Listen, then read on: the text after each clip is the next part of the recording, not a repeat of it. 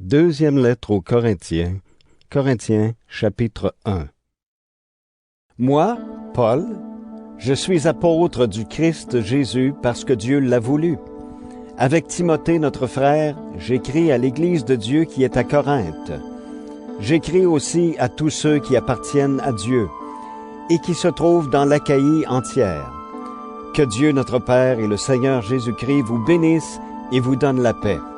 Rendons gloire à Dieu, le Père de notre Seigneur Jésus-Christ. Il est le Père plein de bonté et le Dieu qui nous encourage toujours. Il nous donne du courage dans toutes nos souffrances. Ainsi, il nous rend capables d'encourager tous ceux qui souffrent, et nous leur donnons le courage que nous-mêmes nous recevons de Dieu. En effet, comme nous participons aux nombreuses souffrances du Christ, de la même façon, nous recevons beaucoup d'encouragement par le Christ.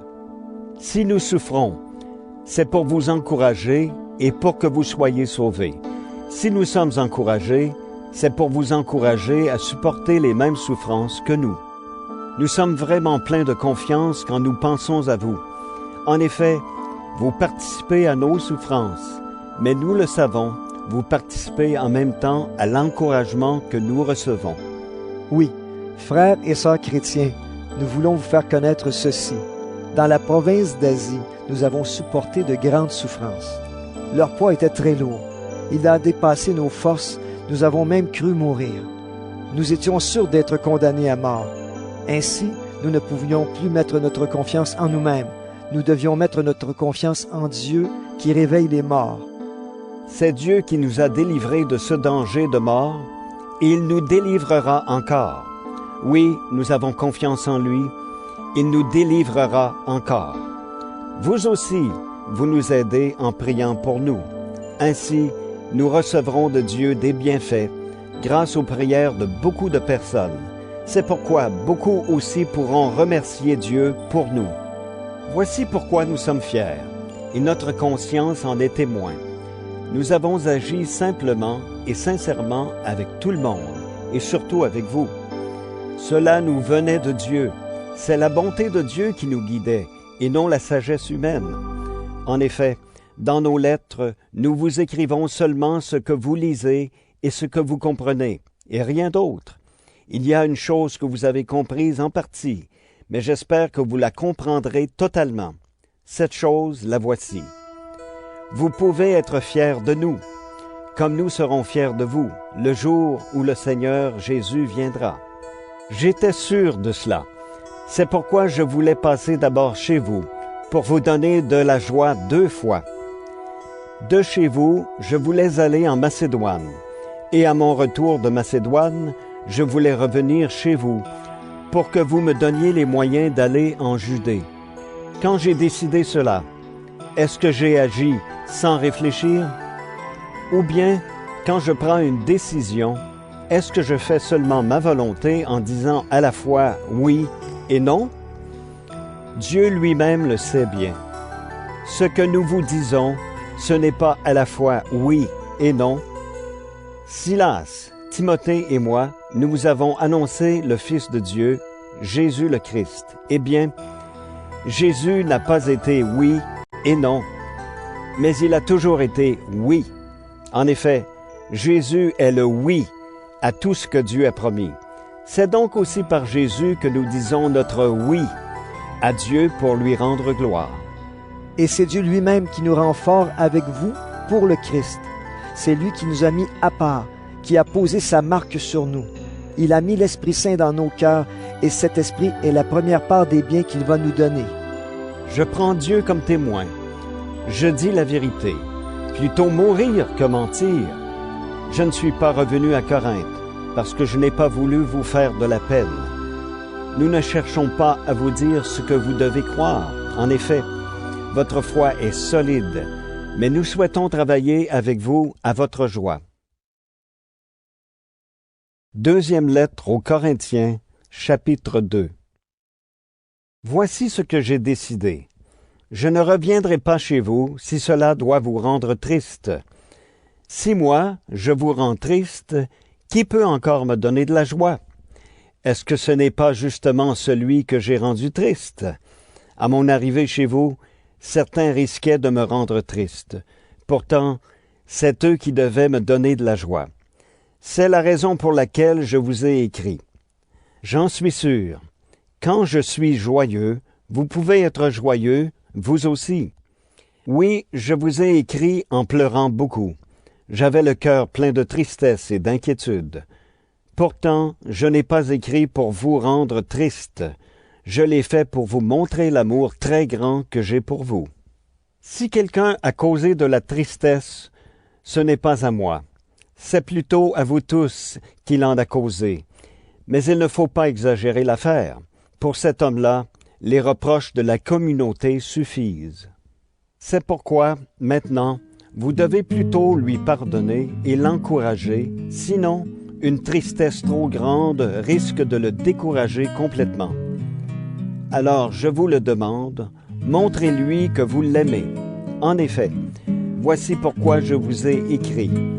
Je voulais voir si vous étiez prêt à obéir en toutes choses. Quand vous pardonnez à quelqu'un, moi aussi, je lui pardonne. Quand je pardonne, si toutefois j'ai quelque chose à pardonner, je pardonne à cause de vous en présence du Christ. De cette façon, Satan ne nous trompe pas. Oui, nous connaissons bien ses intentions. Je suis arrivé à Troas pour annoncer la bonne nouvelle du Christ, car le Seigneur me donnait l'occasion de pouvoir travailler là. Pourtant, j'étais très inquiet parce que je n'avais pas trouvé Tite, mon frère. C'est pourquoi j'ai dit au revoir aux gens de Troas et je suis parti pour la Macédoine. Remercions Dieu.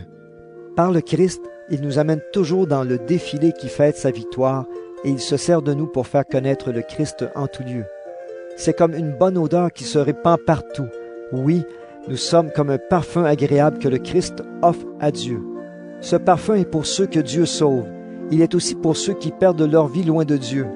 Pour ceux qui se perdent, c'est une odeur de mort qui donne la mort. Pour les autres, c'est une odeur de vie qui donne la vie. Mais qui est capable de faire un tel travail? Nous ne sommes pas comme beaucoup de gens qui font du commerce avec la parole de Dieu. Nous nous disons la vérité de la part de Dieu, devant Dieu, comme des serviteurs du Christ. Deuxième lettre aux Corinthiens, chapitre 3. Est-ce que nous devons recommencer à nous mettre en avant? Certains ont besoin de vous montrer des lettres de recommandation ou de vous en demander. Est-ce que nous en avons besoin aussi? Notre lettre, c'est vous. Elle est écrite dans nos cœurs. Tout le monde la connaît et la lit. Oui, c'est clair. Le Christ lui-même a écrit cette lettre et c'est nous qui l'avons apportée. Elle n'est pas écrite avec de l'encre, mais avec l'Esprit du Dieu vivant. Elle n'est pas gravée dans la pierre, mais elle est gravée dans des cœurs humains. Devant Dieu, nous sommes sûrs de cela à cause du Christ. Nous ne pensons pas que nous sommes capables de faire quelque chose tout seuls, mais c'est Dieu qui nous a rendus capables de faire ce que nous faisons. C'est lui qui nous a rendus capables d'être les serviteurs d'une alliance nouvelle. Cette alliance ne dépend pas de la loi écrite, mais de l'Esprit Saint. La loi écrite donne la mort, mais l'Esprit Saint donne la vie. Les paroles de cette loi étaient gravées dans la pierre, et Moïse était au service de cette loi qui donne la mort. Malgré cela, ce service lui donnait une grande gloire, et à cause de la gloire qui brillait sur son visage, les Israélites ne pouvaient pas le regarder. Pourtant, cette gloire ne durait pas. Mais le service de l'Esprit Saint donnera une gloire encore plus grande. Le service de la loi qui condamne à mort était déjà plein de gloire. Alors le service de l'Esprit qui rend juste donnera encore beaucoup plus de gloire. Ainsi, devant cette gloire extraordinaire, la gloire qui a brillé autrefois n'est plus rien. Les choses qui ne durent pas étaient pleines de gloire. Alors les choses qui durent seront encore beaucoup plus glorieuses. Avec cette espérance, nous sommes pleins de confiance. Nous ne faisons pas comme Moïse qui mettait un voile sur son visage. De cette façon, les Israélites ne pouvaient pas voir la fin d'une gloire qui ne durait pas. Mais leur intelligence s'est fermée, et jusqu'à aujourd'hui, quand ils lisent les livres de l'Ancienne Alliance, le même voile est encore là. Non, il n'est pas enlevé, sauf pour celui qui est uni au Christ. En effet, Jusqu'à aujourd'hui, chaque fois que les Israélites lisent les livres de Moïse, un voile couvre leur cœur. Mais chaque fois que les gens se tournent vers le Seigneur, le voile tombe. Le Seigneur ici, c'est l'Esprit Saint. Et quand l'Esprit du Seigneur est présent, la liberté est là. Notre visage à nous tous est sans voile, et la gloire du Seigneur se reflète sur nous, comme dans un miroir. Alors le Seigneur, qui est l'Esprit, nous transforme. Il nous rend semblables à lui, avec une gloire toujours plus grande. Deuxième lettre aux Corinthiens, chapitre 4. Dieu, dans sa bonté, nous a confié ce service. C'est pourquoi nous ne sommes pas découragés. Nous avons rejeté les moyens malhonnêtes qu'on utilise en se cachant. Nous agissons honnêtement et nous ne déformons pas la parole de Dieu. Au contraire, nous montrons clairement la vérité et ainsi, nous faisons appel à la conscience de tous devant Dieu. Pourtant, notre bonne nouvelle reste cachée pour certains, pour ceux qui perdent leur vie loin de Dieu et qui ne croient pas. Le Dieu mauvais de ce monde a rendu leur intelligence aveugle. Alors ils ne voient pas briller la lumière qui est dans la bonne nouvelle. C'est la lumière de la gloire du Christ, lui qui est l'image de Dieu. Non, ce que nous annonçons, ce n'est pas nous-mêmes, mais Jésus-Christ le Seigneur. Et nous sommes vos serviteurs à cause de Jésus.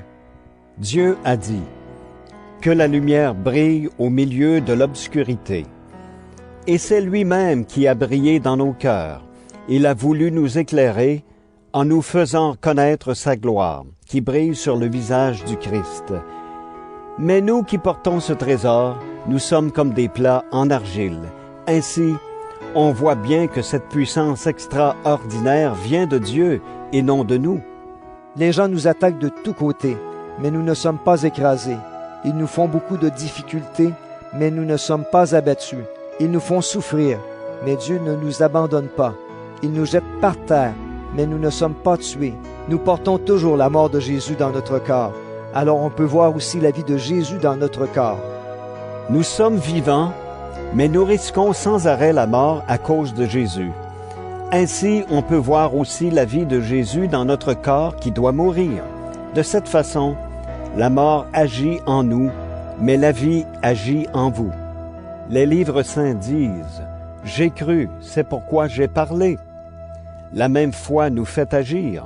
Nous croyons, nous aussi, et c'est pourquoi nous parlons. Oui, nous le savons. Dieu a réveillé le Seigneur Jésus de la mort.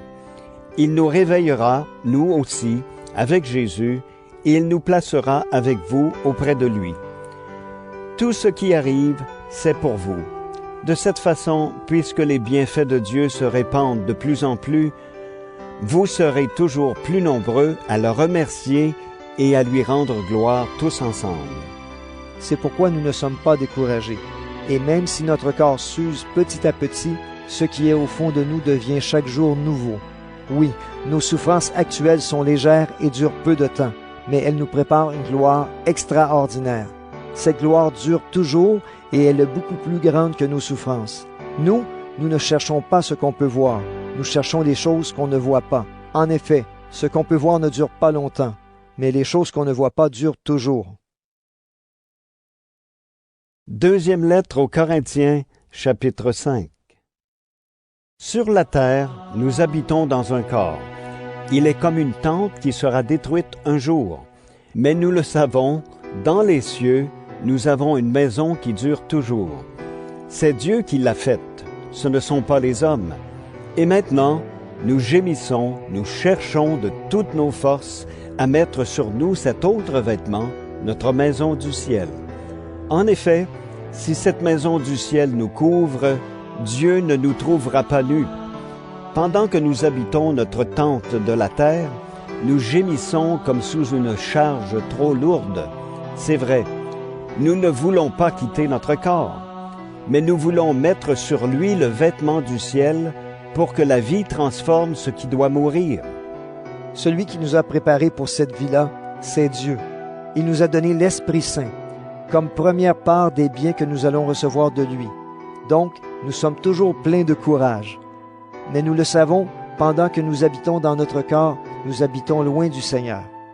En effet, nous vivons dans la foi et nous ne voyons encore rien. Oui, nous sommes pleins de courage et nous aimons mieux quitter ce corps pour aller habiter près du Seigneur. Mais ce que nous voulons avant tout, c'est lui plaire, soit en restant dans ce corps, soit en le quittant. Nous devrons tous nous présenter devant le tribunal du Christ. Alors chacun recevra ce qui lui revient pour ce qu'il aura fait en bien ou en mal pendant sa vie sur la terre. Respecter Dieu avec confiance, nous savons ce que cela veut dire. C'est pourquoi nous cherchons à persuader les gens. Dieu nous connaît parfaitement. Et j'espère que vous aussi, au fond de vos cœurs, vous nous connaissez parfaitement. Nous n'allons pas chercher, encore une fois, à nous mettre en avant, mais nous voulons vous donner l'occasion d'être fiers de nous. Alors vous pourrez répondre à ceux qui se vantent pour des choses visibles et non pour ce qui est dans le cœur. Si nous avons été fous, c'est pour Dieu. Si nous sommes raisonnables, c'est pour vous. L'amour du Christ remplit notre cœur quand nous pensons à ceci. Un seul homme est mort pour tous, c'est le Christ, donc tous participent à sa mort. Il est mort pour tous. Ainsi les vivants ne vivent plus pour eux-mêmes. Ils vivent pour le Christ qui est mort pour eux et qui pour eux s'est réveillé de la mort. C'est pourquoi, maintenant, nous ne connaissons plus personne d'une façon humaine. Si nous avons connu le Christ de cette façon, maintenant, ce n'est plus ainsi que nous le connaissons. Alors, si quelqu'un est uni au Christ, il est créé à nouveau. Ce qui est ancien est fini, ce qui est nouveau est là. Tout cela vient de Dieu. Il nous a réconciliés avec lui par le Christ et il nous a demandé d'annoncer cette réconciliation. Oui, c'est Dieu qui a réconcilié le monde avec lui par le Christ. Il ne tient plus compte des fautes des êtres humains et il nous charge d'annoncer cette parole de réconciliation. C'est donc de la part du Christ que nous prenons la parole. En réalité, par nous, c'est Dieu lui-même qui vous lance un appel. Au nom du Christ, acceptez d'être réconciliés avec Dieu. Cela, nous vous le demandons avec force. Le Christ était sans péché, mais Dieu l'a chargé de notre péché. Alors maintenant, par le Christ, Dieu nous a rendus justes. Deuxième lettre aux Corinthiens, chapitre 6. Nous qui travaillons avec Dieu, nous vous le demandons.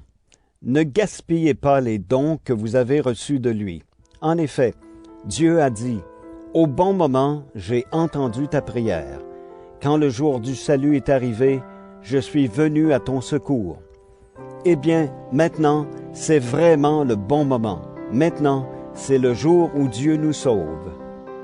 Nous ne voulons pas que les gens critiquent notre travail. C'est pourquoi nous essayons de ne pas mettre d'obstacles sur leur chemin. Au contraire, nous montrons en toutes choses que nous sommes serviteurs de Dieu. Ainsi, nous supportons avec beaucoup de patience les malheurs, les souffrances, la peur, les coups, les prisons, les attaques de la foule. Nous supportons toutes sortes de fatigues, le manque de sommeil, la faim. Nous menons une vie pure. Nous montrons que nous connaissons les choses de Dieu. Nous sommes patients, nous sommes bons. L'Esprit Saint est avec nous. Nous aimons sincèrement. Nous annonçons la vérité et Dieu nous donne sa force pour cela. Nous prenons comme arme ce qui est juste, pour attaquer ou pour nous défendre. Les gens nous mettent à l'honneur et ils nous couvrent de honte. Ils disent du mal de nous et aussi du bien. Ils nous prennent pour des menteurs. Pourtant, nous disons la vérité. Ils nous traitent comme des inconnus. Et pourtant, on nous connaît bien. Ils nous considèrent comme des mourants. Et pourtant, nous sommes bien vivants. Ils nous punissent, mais sans nous tuer. Ils nous rendent tristes. Et pourtant, nous sommes toujours joyeux. Ils croient que nous sommes pauvres. Pourtant, nous rendons les autres riches. Ils croient que nous n'avons rien. Pourtant, nous possédons tout. Amis de Corinthe, nous vous avons parlé librement. Nous vous avons ouvert notre cœur largement. Il n'est pas fermé pour vous. Ce sont vos cœurs qui sont fermés. Je vous parle comme un père à ses enfants. Faites comme nous. Ouvrez votre cœur largement, vous aussi. N'allez pas avec ceux qui ne croient pas en Dieu. Vous ne pouvez pas vivre ensemble. Ce qui est juste et ce qui est contraire à Dieu, est-ce que cela va ensemble? Est-ce que la lumière va avec la nuit? Est-ce que le Christ peut être d'accord avec Satan? Est-ce qu'un croyant peut aller avec celui qui ne croit pas en Dieu? Qu'est-ce qu'il y a de commun entre la maison de Dieu et les faux dieux? Nous sommes la maison du Dieu vivant. Dieu l'a dit, « Je vais habiter et vivre au milieu d'eux. Je serai leur Dieu et ils seront mon peuple. » C'est pourquoi le Seigneur Dieu dit, « Quittez ces gens-là et allez loin d'eux. Ne touchez pas à ce qui est impur, et moi, je vous accueillerai. » Le Seigneur Tout-Puissant dit encore, « Je serai pour vous un père, et vous serez pour moi des fils et des filles. » Deuxième lettre aux Corinthiens, chapitre 7. Amis très chers, ces promesses sont pour vous. Alors lavons-nous de tout ce qui abîme notre corps et notre cœur. Cherchons à être parfaitement saints en respectant Dieu avec confiance. Faites-nous une place dans vos cœurs. Nous n'avons été injustes envers personne. Nous n'avons détruit la foi de personne. Nous n'avons profité de personne. Je ne dis pas cela pour vous condamner. Je l'ai déjà dit. Vous êtes dans nos cœurs et nous sommes toujours ensemble, morts ou vivants. J'ai une grande confiance en vous. Je suis très fier de vous. Je suis plein de courage, je suis rempli d'une très grande joie, malgré toutes nos souffrances. En effet, quand nous sommes arrivés en Macédoine, nous n'avons pas eu de repos. Au contraire, nous avons rencontré toutes sortes de difficultés, des luttes autour de nous et la peur dans notre cœur. Mais Dieu, qui donne du courage à ceux qui sont découragés, nous a consolés par l'arrivée de Tite. Ce n'est pas seulement l'arrivée de Tite qui nous a consolés, c'est aussi l'encouragement que vous lui avez donné. Il nous a dit que vous aviez très envie de me voir. Il nous a parlé de votre tristesse, de votre ardeur à me défendre. Alors ma joie a été encore plus grande. Si mon autre lettre vous a rendu triste, je ne le regrette pas. Oui, je le sais bien, cette lettre vous a rendu triste pendant un certain temps. Je l'ai peut-être regretté, mais maintenant, je suis dans la joie. Ce n'est pas à cause de votre tristesse, mais parce que cette tristesse a changé votre cœur.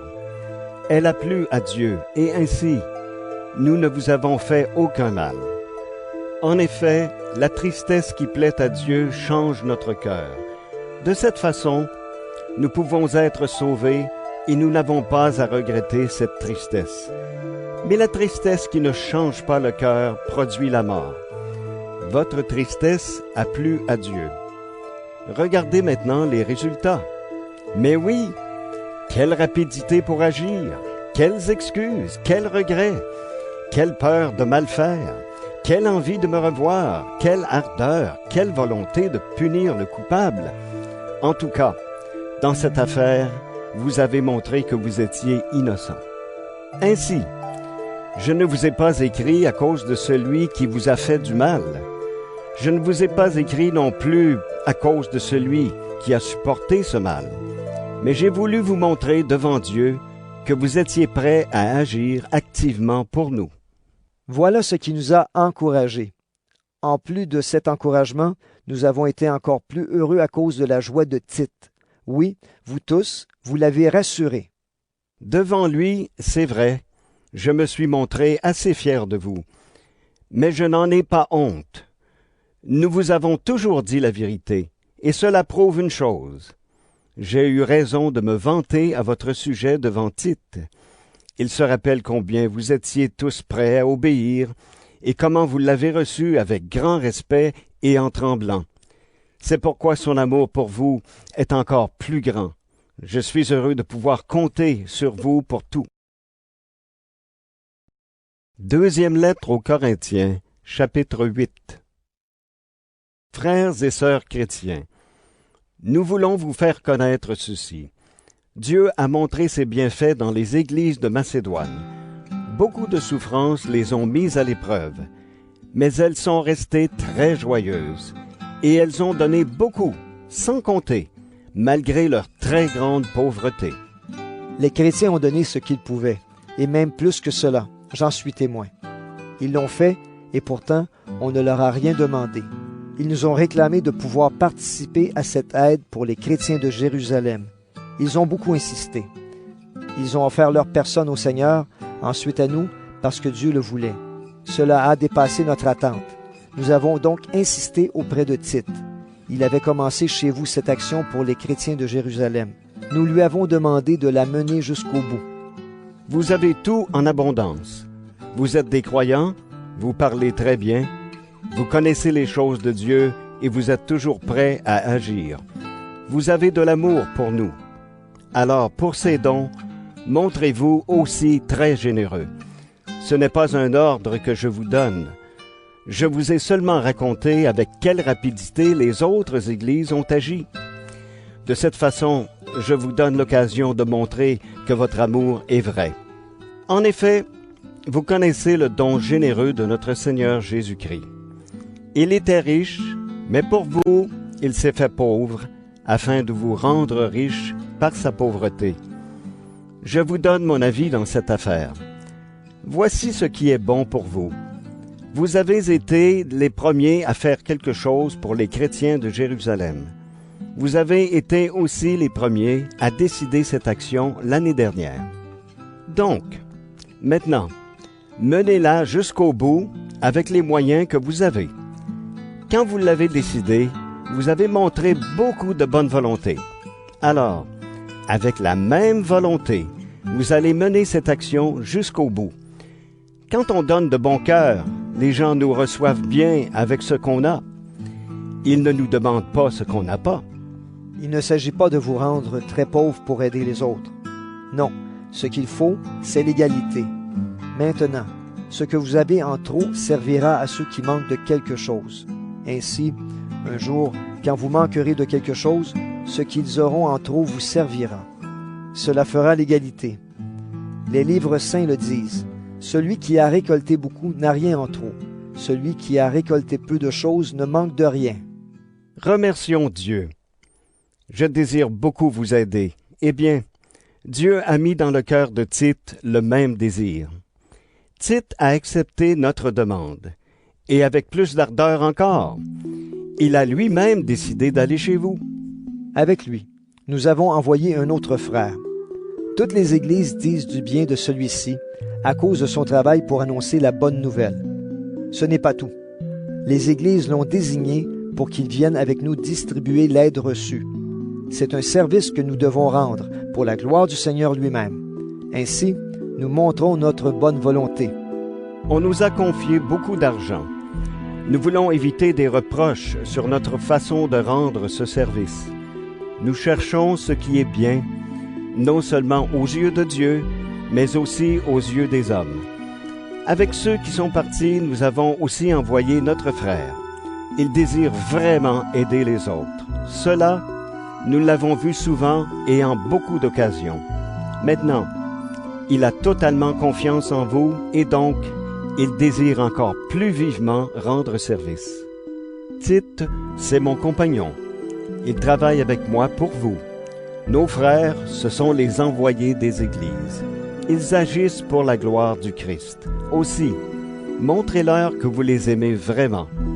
Alors les églises en seront sûres et elles sauront que nous avons raison d'être fiers de vous.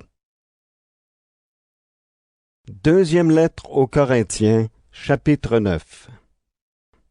Pour l'aide à apporter aux chrétiens de Jérusalem, c'est inutile de vous écrire. Je connais votre bonne volonté. Avec les gens de Macédoine, je me suis vanté à votre sujet. Je leur ai dit, les chrétiens de la province d'Achaïe sont prêts à donner depuis l'année dernière. Et votre ardeur à rendre service a entraîné presque tout le monde. Pourtant, je vous envoie ces frères pour que vous soyez vraiment prêts. Comme je l'ai dit, dans cette affaire, j'étais fier de vous. Il ne faut pas que ce soit pour rien. En effet, si les gens de Macédoine viennent avec moi et ne vous trouvent pas prêts, j'ai peur d'une chose. Nous qui sommes sûrs de vous, nous allons être couverts de honte, et vous aussi, évidemment.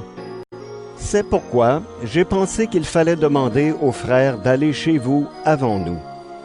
Ils vont s'occuper des dons généreux que vous avez déjà promis. Ils vont les recueillir. Ainsi, on verra que vous donnez de bon cœur, et non avec regret. Il faut le savoir. Celui qui sème peu de graines récolte peu, et celui qui sème beaucoup de graines récolte beaucoup. Chacun doit donner ce qu'il a décidé dans son cœur, sans tristesse et sans être forcé. En effet, Dieu aime celui qui donne avec joie. Dieu a le pouvoir de vous donner en abondance toutes sortes de bienfaits. Aussi, vous aurez toujours tout ce qu'il vous faut, et vous aurez encore suffisamment pour faire de bonnes actions.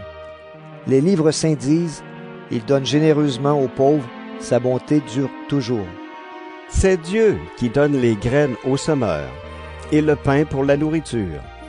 Il vous donnera les graines à vous aussi. Il les multipliera et les fera pousser. Ainsi votre bonté produira beaucoup de fruits. Dieu vous rendra riche de 1000 manières et vous pourrez vous montrer très généreux. Alors beaucoup remercieront Dieu pour ces dons que nous leur ferons de votre part. Par cette offrande, vous rendez service aux chrétiens de Jérusalem. De cette façon, vous leur donnez ce qui leur manque. De plus, vous les encouragez tous à remercier Dieu du fond du cœur. Vous montrez que vous obéissez à la bonne nouvelle du Christ. Vous mettez généreusement en commun ce que vous avez avec les chrétiens de Jérusalem et avec tous. À cause de tout cela, ils reconnaîtront la valeur de ce service et ils rendront gloire à Dieu. Dieu vous a donné en abondance de grands bienfaits. Pour cela, ils vous montreront leur amour en priant pour vous. Remercions Dieu pour ses bienfaits extraordinaires. Deuxième lettre aux Corinthiens, chapitre 10. Moi, Paul, je vous fais une demande personnelle à cause de la douceur et de la bonté du Christ. On dit que je suis timide quand je suis en face de vous, et énergique avec vous quand je suis loin. Je vous en prie, ne m'obligez pas à être énergique quand je serai parmi vous, mais certains pensent que nous agissons pour des raisons humaines. Alors, oui, contre ceux-là, je veux utiliser toute mon énergie. Nous sommes des hommes, c'est vrai. Pourtant, nous ne luttons pas d'une façon humaine.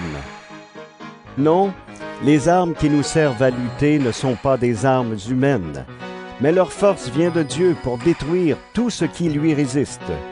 Nous détruisons les façons de penser qui sont fausses.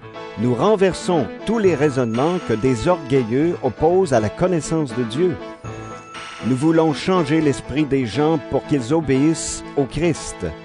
Et quand votre obéissance sera parfaite, nous serons prêts à punir tout acte de désobéissance. Regardez les choses en face. Si quelqu'un est persuadé d'appartenir au Christ, il doit être sûr d'une chose, une fois pour toutes. S'il appartient au Christ, nous aussi.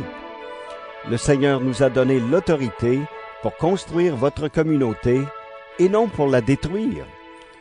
Je suis peut-être trop fier de cela, mais je ne vais pas en avoir honte. Je ne veux pas avoir l'air de chercher à vous faire peur par les lettres. En effet, certains disent, les lettres de Paul sont sévères et énergiques, mais quand il est au milieu de nous, il est faible, et ce qu'il dit ne vaut rien. Celui qui parle ainsi doit être sûr d'une chose. Quand nous sommes absents, nous vous écrivons des lettres sévères. Quand nous serons présents, nous agirons aussi avec sévérité. Il n'y aura pas de différence. Certains pensent beaucoup de bien d'eux-mêmes. Nous n'osons pas nous égaler ou nous comparer à eux. Ils se prennent eux-mêmes comme mesure pour se mesurer et se comparer aux autres. Ils sont stupides. Mais nous n'allons pas dépasser la mesure en nous vantant. Quand Dieu nous a conduits jusqu'à vous, il a fixé des limites à notre champ d'action, et nous allons les prendre comme mesure. Quand nous sommes allés chez vous, nous n'avons pas dépassé ces limites. Nous sommes vraiment arrivés les premiers jusqu'à vous avec la bonne nouvelle du Christ. Nous ne dépassons pas la mesure en nous vantant à cause du travail des autres. Mais nous espérons une chose. Votre foi fera des progrès, et nous pourrons agrandir notre champ d'action parmi vous, mais sans dépasser les limites fixées. Ensuite, nous annoncerons la bonne nouvelle dans des régions situées plus loin que chez vous.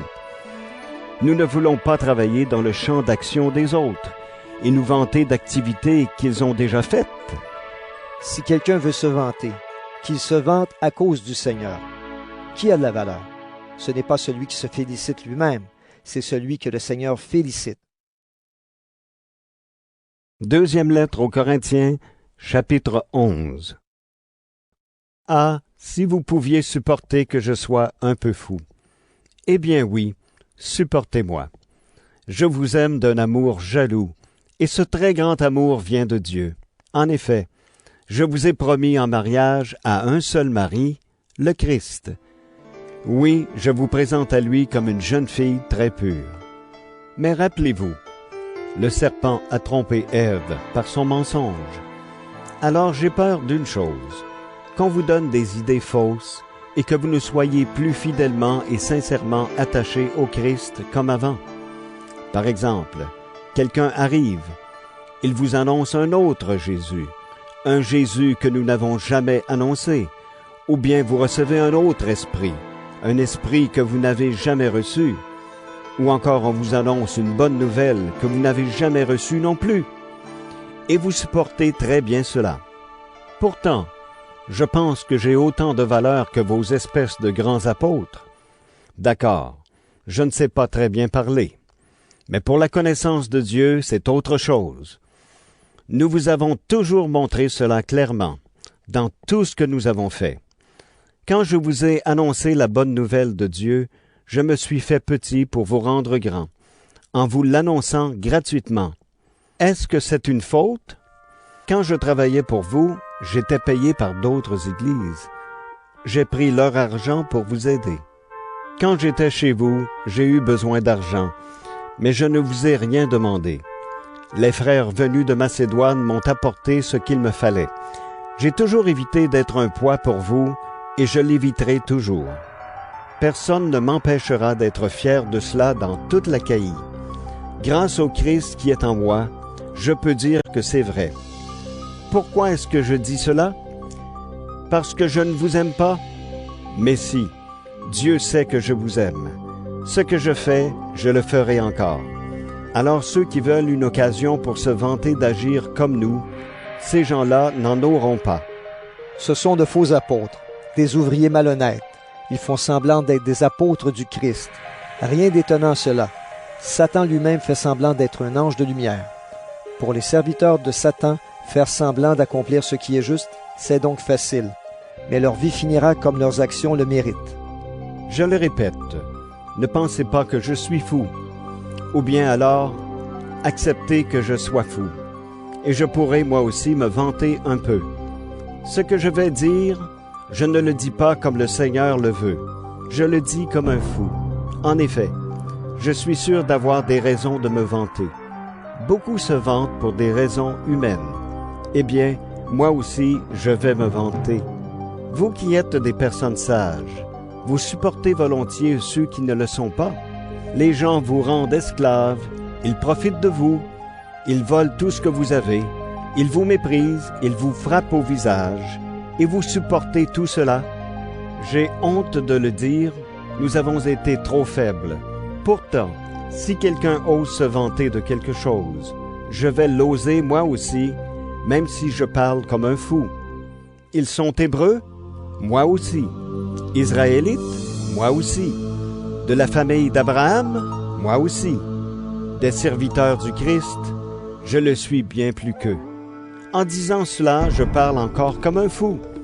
J'ai travaillé plus qu'eux, j'ai été en prison plus souvent qu'eux, on m'a frappé encore beaucoup plus, et j'ai été en danger de mort plus souvent qu'eux. 5 fois, les Juifs m'ont donné les 39 coups de fouet. 3 fois, les Romains m'ont frappé durement. Une fois, on m'a jeté des pierres pour me tuer. 3 fois, j'ai été sur un bateau qui a coulé. Et une fois, j'ai passé un jour et une nuit dans l'eau. J'ai fait beaucoup de voyages et j'ai connu beaucoup de dangers. Dangers à cause des rivières, des bandits, de mes frères juifs ou des non-juifs. Danger dans les villes, danger dans le désert, danger sur la mer, danger des faux frères. J'ai fait des travaux très fatigants et j'ai souvent manqué de sommeil. J'ai eu faim et soif et j'ai souvent manqué de nourriture. J'ai eu froid et j'ai manqué de vêtements. Et je n'ai pas parlé de la chose la plus importante, mon souci de toutes les églises. J'y pense tous les jours. Quand quelqu'un est faible, moi aussi, je me sens faible. Quand quelqu'un commet des péchés, cela me fait mal à moi aussi. S'il faut se vanter, je vais me vanter d'être faible. Je ne mens pas. Dieu, le Père du Seigneur Jésus, le sait bien. Gloire à lui pour toujours. Quand j'étais à Damas, le gouverneur au service du roi Arétas a fait garder les portes de la ville pour m'arrêter. Mais on m'a fait descendre par la fenêtre dans un grand panier le long du mur de la ville, et j'ai pu lui échapper. Deuxième lettre aux Corinthiens, chapitre 12. Est-ce que je dois me vanter? Cela ne sert à rien. Pourtant, je vais parler de ce que le Seigneur m'a fait voir et m'a fait connaître. Je connais un disciple du Christ. Il y a 14 ans, Dieu a enlevé cet homme jusqu'au plus haut des cieux. Est-ce que c'était avec son corps? Je n'en sais rien. Est-ce que c'était sans son corps? Je n'en sais rien. Mais Dieu le sait. Je le sais, Dieu a enlevé cet homme jusqu'au paradis. Est-ce que c'était avec son corps ou sans son corps? Je n'en sais rien. Mais Dieu le sait.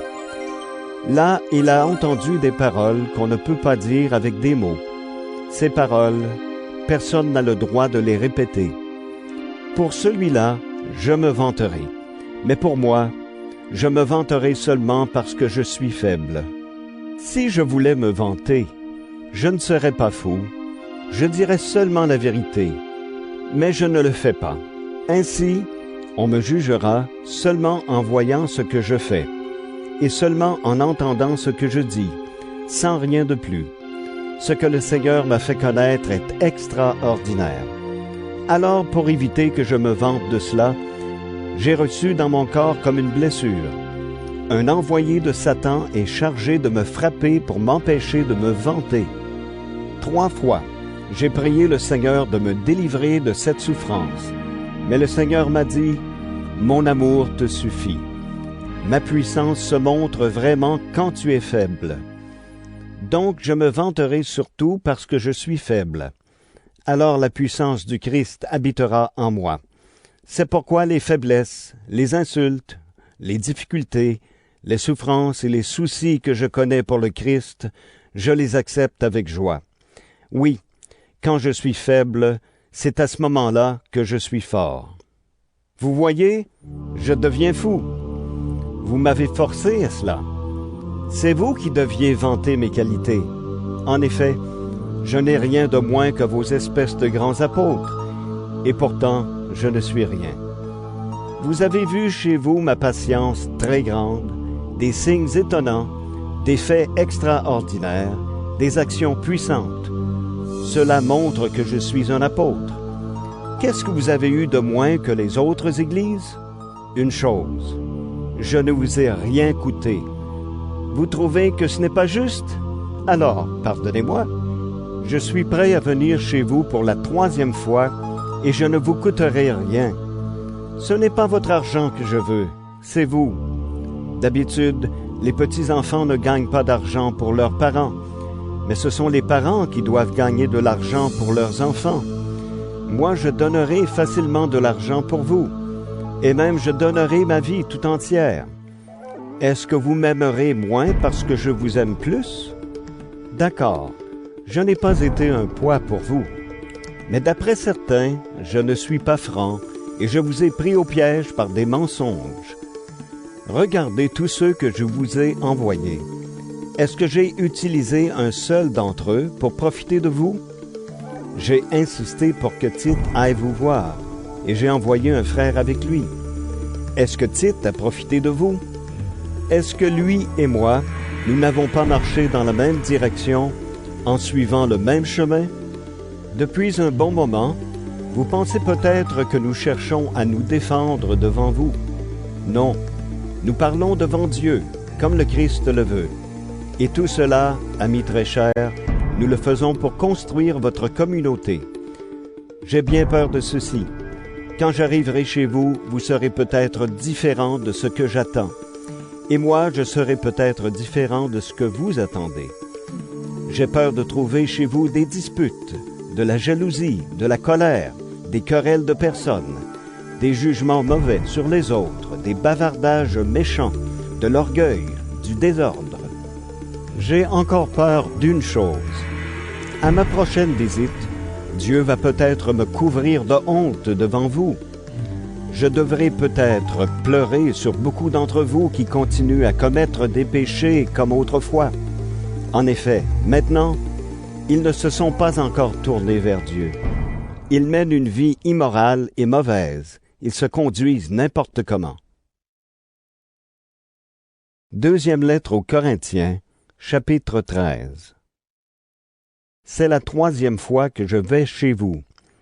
Pour juger toute affaire, on doit entendre au moins 2 ou 3 témoins. Je parle à ceux qui ont commis des péchés autrefois, et à tous les autres. Aujourd'hui, je ne suis pas parmi vous, mais je le redis comme pendant ma 2e visite. Quand je reviendrai, j'agirai sévèrement avec tous, puisque vous voulez la preuve que le Christ parle par moi.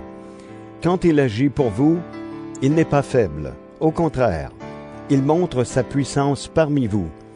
C'est vrai, le Christ a été cloué sur une croix à cause de sa faiblesse, mais il est vivant à cause de la puissance de Dieu. Et nous aussi, nous sommes faibles parce que nous sommes unis au Christ, mais nous serons vivants avec lui, à cause de la puissance de Dieu, comme vous le verrez. Interrogez-vous. Voyez si vous vivez comme des croyants. Examinez-vous. Vous reconnaissez bien que Jésus-Christ est en vous, n'est-ce pas? Ou alors vous ne pouvez pas donner des preuves de votre foi? Mais nous pouvons en donner, et j'espère que vous le reconnaîtrez. Nous demandons à Dieu que vous ne fassiez rien de mal. Ce n'est pas pour vous prouver que nous avons raison. Non, nous voulons seulement que vous fassiez le bien. Et peu importe si cela semble montrer que nous avons tort, car nous ne pouvons rien faire contre la vérité. Nous pouvons seulement travailler pour la vérité. Oui, nous sommes dans la joie quand nous sommes faibles et quand vous êtes forts. Ce que nous demandons dans nos prières, c'est que vous soyez parfaits. Voilà pourquoi je vous écris quand je suis encore loin de vous. Je ne veux pas avoir besoin de me montrer sévère quand je serai auprès de vous. En effet, le Seigneur m'a donné l'autorité pour construire votre communauté et non pour la détruire. Maintenant, frères et sœurs chrétiens, soyez dans la joie. Cherchez à être parfaits, encouragez-vous et soyez d'accord entre vous. Vivez dans la paix, et le Dieu d'amour et de paix sera avec vous. Saluez-vous les uns les autres en vous embrassant comme des frères et des sœurs. Tous les chrétiens vous saluent. Que le Seigneur Jésus-Christ vous bénisse. Que l'amour de Dieu et l'Esprit Saint qui nous unissent soient avec vous tous.